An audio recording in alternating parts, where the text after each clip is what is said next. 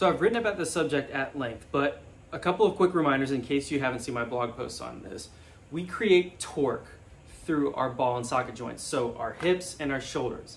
And we need a stiff core to transmit that energy from our hips, really from the floor, through our hips, up into our shoulders. Say if we're doing anything like a golf swing or any other athletic movement, think of jumping, skipping, even walking or running, things like that, all have to do in some way, shape, or form with transmitting energy from our hips through a stiff core linkage up into our shoulders. So when thinking about something like a golf swing, something really important that we try to teach in terms of both improving your game as well as preventing against injury is making sure that we can stiffen that core and have that clean transmission of power from your hips up to your shoulders through the ball.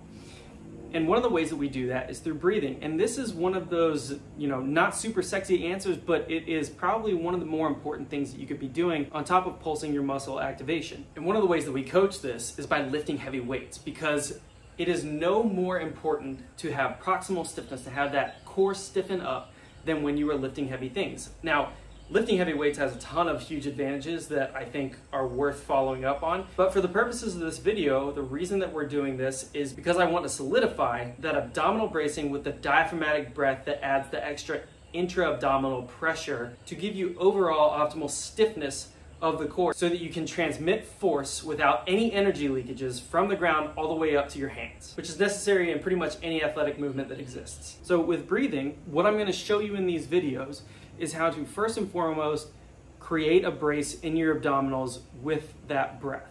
So we're going to learn how to brace our core while we go and lift something up heavy. They're going to be a little bit slower movements, but still athletic. So I'll not be covering any techniques in this video for lifting. Please don't go home and just think that breathing is all you have to do to lift a bar from a deadlifting position or in a squat. There are a ton of cues that you need to understand to do these, but today we're going to focus on that breathing. Something that I find visually is really helpful for when we're creating a brace is think about locking your rib cage into your pelvis. So I'm going to kind of point my fingers up from my rib cage here. You see if I'm extending my back and flexing my back, my rib cage kind of flares away and comes back in. We want to get that lower rib cage as close to our pelvis as we can. One of the ways that I do that is I'll take a quick exhale. I'll make sure that I'm breathing all the way out, allowing those rib cage to depress and get closer to my pelvis right here. Then when I inhale into my diaphragm, I'll try to make sure that I don't allow those ribs to flare out at all. I'm trying to make them stay right where they are.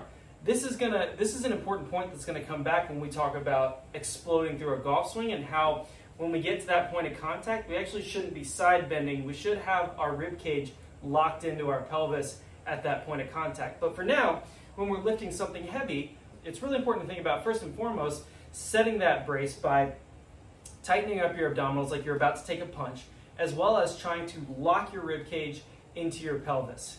And then we'll take a deep breath into that spot, and it's almost like you're trying to fill up an empty keg, right? An empty keg's not going to flex and compress back down around the air. No, an empty keg is going to stay exactly where it is. We're just trying to push as much air down into that keg as possible before we go into our lift. So what I'll do is I'll go ahead and give myself a couple of inhales and exhales to get my ribs in the right place after I set myself into a brace position using a bunch of cues that we go through when we're about to lift heavy things. So I'll do a couple. Okay, so now I've got the brace where I need it. I'm not going to hold my breath while I educate here, but I've got my breath where I need it.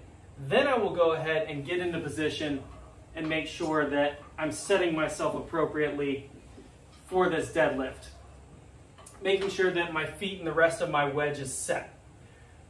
What is likely to happen is I will probably lose a little bit of air, just ever so slightly when I'm getting into position, just trying to get those right spots. So what I will do right before I lift is I will take a quick sip of air, again, just to make sure that I've got everything into that stomach as I possibly can to increase my intra-abdominal pressure as much as possible and allow me to have as much proximal stiffness so that I can push through the floor, gain as much torque out of my hips as possible, and transmit all of that through my arms, hold on to that bar, and lift up. So put together, it looks like this.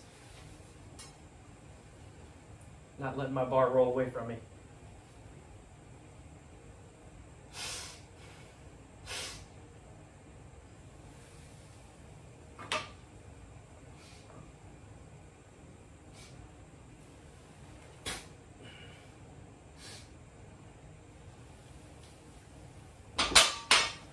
So let's recap what we've learned really quickly.